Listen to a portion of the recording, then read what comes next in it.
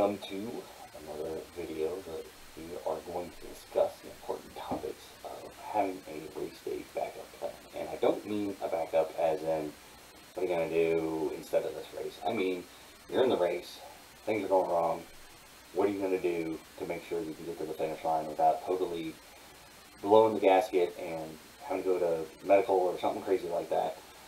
I advise all my athletes when they're doing the race, have mentally kind of a backup plan before you even start the race of what are you going to do if this happens.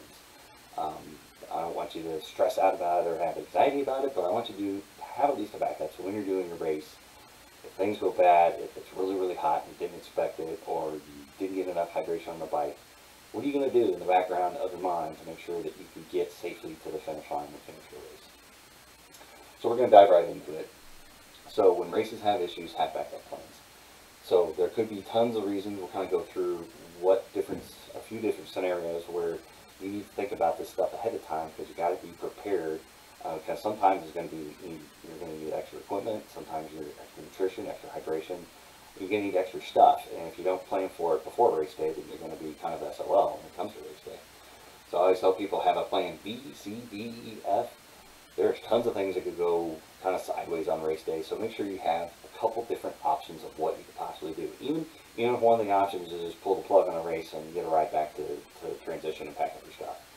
That could be an option, and if you get to a situation where it's really unsafe for you to be out there doing the race, that's a smart plan. So that could be option Z, but at least have it in the background.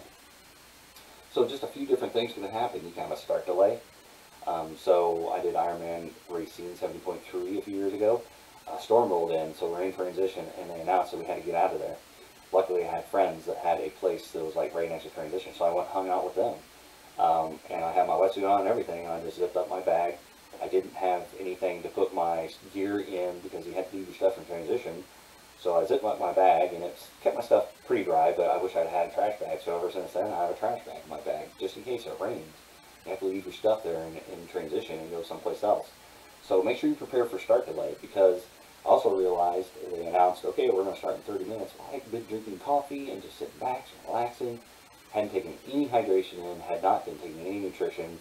And suddenly I was like, ooh, man, I need to eat some, I need to slam some water right now. So make sure you got a plan. If the start is delayed, do you have extra nutrition, extra hydration, someplace to go for cover, for, if it's a storm or something. So have that kind of in mind. The swim could be canceled. So racing 70.3, the swim got canceled. The Ironman Chattanooga 2018, the swim was canceled. We knew that in advance. So you got to be prepared, because you don't need your swim gear. So you can either not pack it if you know in advance, or if you don't need it and it's race day and you're in the 70.3, just stuff it in your transition bag so it's out of the way. So you don't have extra stuff to mess with. So just be prepared mentally what you're going to need to go through if the swim is canceled. The weather, it could be raining, it could be cold, heat. Sometimes they'll go in the rain. It could be cold. I did Ironman Lake Tahoe in 2013. We started, it was below freezing when we started, and the entire bike, I had 3 layers on. Thought I was going to shed layers. I actually didn't. I had thick ass gloves I bought from a hardware store, and luckily they worked. I kept them on the entire ride. So be prepared. Look at the forecast, look at the conditions around your race in years past, and be ready. Bring your stuff with you, because I live in Kansas City, Lake Tahoe, California. There's very few, it's a touristy kind of area, so you have to go out of town to find kind of a sporting goods store or anything. So make sure you're prepared. Rain, cold, heat. Chattanooga 2019 is 100 degrees out there. So make sure you're prepared with I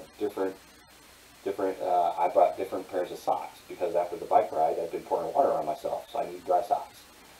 Just prepare, I had to have extra lubrication on my socks, because on the run, I was dousing myself with water, and I was setting myself up for some major blisters if I didn't prepare for that. Manage your race effort according to climate response. So you got to be listening to your body. So if you're getting through, like Ironman Chattanooga in 2019, it was 100 degrees, there's no way in the world you're going to make your goal race pace out there running in 100-degree temperatures. Unless you're a professional and unless you're used to that kind of condition, it ain't going to happen. So make sure you're prepared mentally to change your effort in the race, even on a bike ride.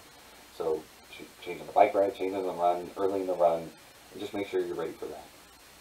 Check in frequently with your body. So be in tune with how you feel.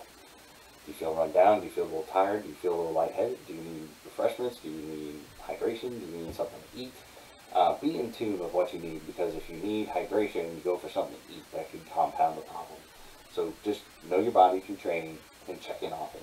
So be mentally okay with being slow if you need to. So like I said, if it's hot, be okay with being slower. If you have a flat tire on the bike, don't be in a hurry. Be okay with losing a little bit of time to get the tire put on right and then get it done and get back on the road. Don't get frantic thinking you're losing minutes on your bike ride.